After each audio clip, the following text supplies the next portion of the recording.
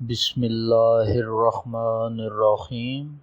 بیروز Islamic voice کے پیارے ناظرین، السلام علیکم۔ آج ہم آپ کو ایک ایسے سوال کے بارے میں بتانے والے ہیں جو عام طور پر ہر کسی کے ذہن میں گردش کرتا ہے، کیونکہ یہ ایسا سوال ہے جو ہماری روزمرہ زندگی سے متعلق ہے،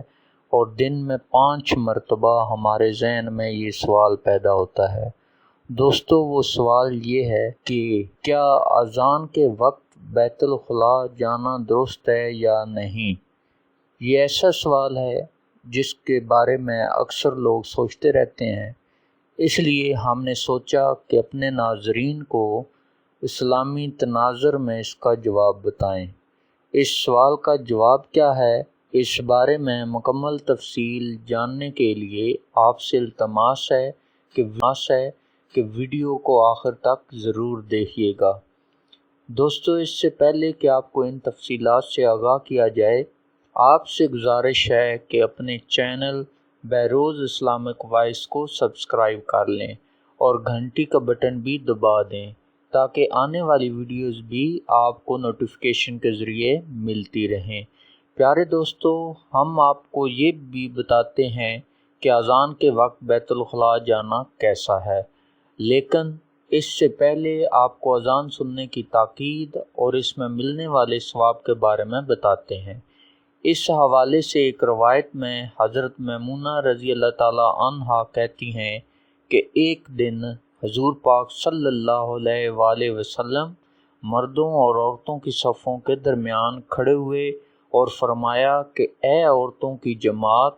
جب تم اس حبشی کی اذان اور اقامت کی اس کی طرح کہنا، کیونکہ ہر لفظ کے بدلے تمہارے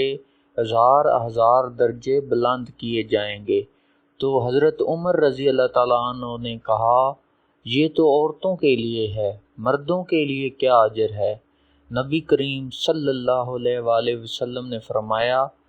2 گنا درجہ ہے عمر۔ پھر آپ صلی اللہ علیہ وآلہ وسلم عورتوں کی طرف متوجہ ہوئے اور فرمایا، اگر کوئی عورت اپنے شوہر کا حق ادا کرتی ہے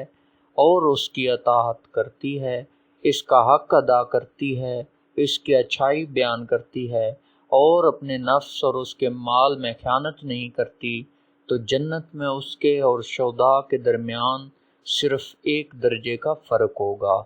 اگر اس کا شوہر اچھے اخلاق والا ہوگا اور مومن ہوگا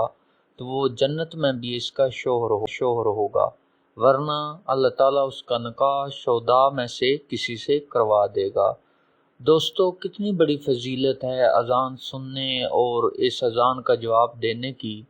اذان کا جواب دینے کے حوالے سے کئی احادیث میں تاکید بھی ملتی ہے،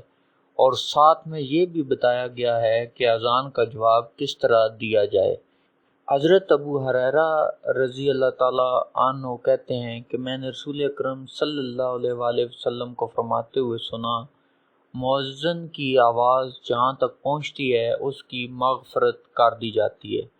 اور ہر خشک و تر اس کے لیے مغفرت طلب کرتا ہے، اور اذان نماز میں حاضر ہونے والوں کے لیے 25 نیکیاں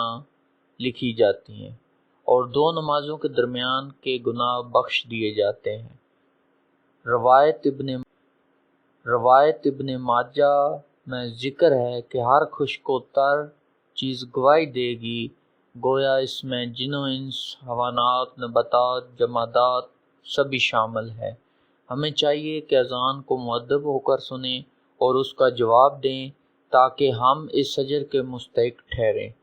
دوستو، یہ تھے اذان دینے اور سننے کے فضائل۔ چلیے اب آپ کو سوال کا جواب بتاتے ہیں کہ اذان کے دوران واش روم یعنی بیت الخلاء جانے کا کیا حکم ہے اور اسلامی تعلیمات اس بارے میں کیا کہتی ہیں۔ تو دوستو، اس حوالے سے فقہا کا کہنا ہے کہ اذان کے وقت استنجا وغیرہ کے لیے بیت الخلاء جا سکتے ہیں، بالخصوص جب کہ تقاضا شدید ہو۔ البتہ بہتر یہ ہے کہ اذان کے وقت نہ جائیں اور خاموش ہو کر اذان سنیں اور اس کا جواب دیں، کیونکہ اذان در حقیقت الہی ہے اور اس کا ادب و احترام یہ ہے کہ آدمی جس کام میں مشغول ہو یا جس کام کو کرنا چاہتا ہو اس کو موقوف کر دے اور اذان سن کر جواب دے، کیونکہ اذان کو خاموشی سے سننے کی اور اس کے جواب کی نہ صرف احادیث میں تاکید ملتی ہے بلکہ اذان دینے، اذان کا جواب دینے اور اذان کی دعائیں پڑھنے پر بڑے فضائل بیان ہوئے ہیں جن کے بارے میں آپ کو بتلایا گیا ہے۔ یاد رہے کہ مغرب کی اذان کے بعد جماعت کھڑی ہونے میں وقفہ چونکہ بہت کم رہتا ہے، اس لیے مغرب سے پہلے ہی استنجا وغیرہ سے فارغ ہو جانا چاہیے تاکہ جماعت فوت نہ ہو، لیکن اگر کسی کو عین اسی وقت استنجا وغیرہ کی شدید ضرورت محسوس ہو تو وہ جا سکتا ہے۔ دوستو، معلوم ہوا کہ اشد ضرورت ہو تو اذان کے وقت بیت الخلاء جانے میں حرج نہیں، لیکن بہتر یہی ہے کہ احترام کی وجہ سے اذان کے وقت بیت الخلاء جانے کو مؤخر کیا جائے، کیونکہ جب انسان بیت الخلاء جاتا ہے تو بیت الخلاء کے اندر بات کرنے کی اجازت تک نہیں ہے، تو جب انسان اذان کے وقت بیت الخلاء میں چلا جائے گا تو پھر اس کا سب سے بڑا جو نقصان ہوگا وہ یہ ہوگا کہ وہ نہ تو اذان کے الفاظ کا جواب دے سکے گا اور نہ ہی اذان کے بعد کی دعا پڑھ سکتا ہے۔ لہذا اذان کے وقت بیت الخلاء جانے سے انسان احادیث میں بیان کیے گئے ثواب سے محروم ہو جاتا ہے۔ امید ہے کہ آپ کو اس سوال کا جواب سمجھ آ گیا ہوگا۔ اگر پھر بھی آپ کے ذہن میں مزید کوئی سوال ہے تو آپ کمنٹ میں پوچھ سکتے ہیں۔ دوستو، قضائے حاجت انسان کی فطری ضرورت ہے۔ بیدار ہونے کے بعد عام طور پر انسان کو اپنی حاجت پوری کرنے کے لیے بیت الخلاء جانے کی ضرورت پڑتی ہے۔ اس ضرورت کو کیسے پورا کیا جائے، اسلام میں اس کی مکمل رہنمائی موجود ہے۔ اپنی حدیث کی کتاب سنن ابن داؤد میں تقریباً 25 ابواب منعقد فرمائے ہیں اور ان سب میں آداب خلاء یعنی پیشاب و پاخانہ کے طور طریقے بیان کیے ہیں۔ ہماری شریعت کتنی جامع اور مکمل شریعت ہے کہ اس میں استنجا جیسی معمولی چیز کے لیے اس قدر آداب ہے، اور اسی لیے اسلام کو دین فطرت بھی کہتے ہیں۔ حضرت سلمان فارسی رضی اللہ تعالیٰ عنہ کا بیان ہے کہ بعض مشرکین کی طرف سے استہزاء اور طنز کے طور پر ان سے کہا گیا کہ تمہارے پیغمبر نے تم لوگوں کو ساری ہی باتیں سکھائی ہیں، یہاں تک کہ پاخانہ کرنے کا طریقہ بھی۔ حضرت سلمان فارسی رضی اللہ تعالیٰ عنہ نے ان سے کہا، ہاں بے شک انہوں نے ہمیں منع فرمایا ہے کہ پاخانہ اور پیشاب کے وقت ہم قبلے کی طرف رخ نہ کریں، یا یہ کہ ہم دانے ہاتھ سے استنجا کریں، یا یہ کہ ہم استنجے میں 3 پتھروں سے کم استعمال کریں، یا یہ کہ ہم کسی چوپائے کے گوبر اور لیٹ یا ہڈی سے استنجا کریں۔ حضرت سلمان فارسی رضی اللہ تعالیٰ عنہ کے جواب کا مطلب یہ تھا کہ یہ کوئی قابل استہزاء کی بات نہیں ہے، بلکہ یہ اس مذہب کی جامعیت کی دلیل ہے، اور بلا شبہ وہ خاص وقت ایسا ہوتا ہے کہ اس وقت اللہ کا نام لینا اور اس سے دعا کرنا بے ادبی کی بات ہوگی۔ اس لیے حضور پاک صلی اللہ علیہ وآلہ وسلم نے ہدایت فرمائی کہ جب کوئی بندہ قضائے حاجت کو جائے تو مشغول ہونے سے پہلے دعا پڑھے، جو کہ حضرت انس رضی اللہ تعالیٰ عنہ سے یوں مروی ہے کہ رسول اللہ صلی اللہ علیہ وآلہ وسلم جب بیت الخلاء جانے کا ارادہ فرماتے تھے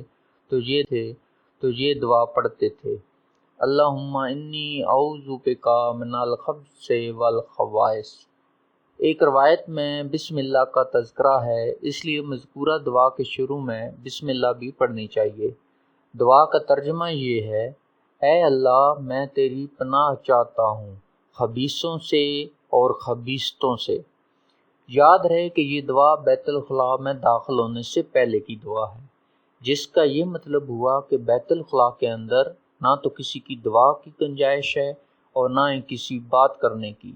اس لیے یہ بتا دیا کہ داخل ہونے سے پہلے دعا پڑھ لی جائے۔ دوستو، ہماری آج کی اس ویڈیو کو اپنے دوستوں کے ساتھ زیادہ سے زیادہ شیئر کریں، اور اگر آپ چاہتے ہیں کہ ہم آپ کے لیے آپ کی مرضی کا کوئی وظیفہ یا موضوع لے کر آئیں تو آپ اس بارے میں ہمیں کمنٹ سیکشن میں بتا سکتے ہیں۔ پیارے دوستو، ہم یہ امید کرتے ہیں ضرور پسند آئی ہوگی۔ اگر آپ کو ہماری آج کی یہ ویڈیو پسند آئی ہے تو سب سے پہلے اس کو لائک کریں اور اپنی رائے کا اظہار کمنٹ سیکشن میں کریں، اور آپ سے ایک بار پھر درخواست ہے کہ آپ ہمارے چینل بہروز اسلامک وائس کو ضرور سبسکرائب کر لیں اور ساتھ ہی لگے گھنٹی کے بٹن کو بھی کلک کریں تاکہ آپ کو مستقبل میں ہماری اپلوڈ ہونے والی مزید ویڈیوز کا نوٹیفیکیشن ملتا رہے۔ اللہ تعالی ہم سب کو اپنے حفظ و امان میں رکھے، آمین۔ السلام علیکم ورحمۃ اللہ۔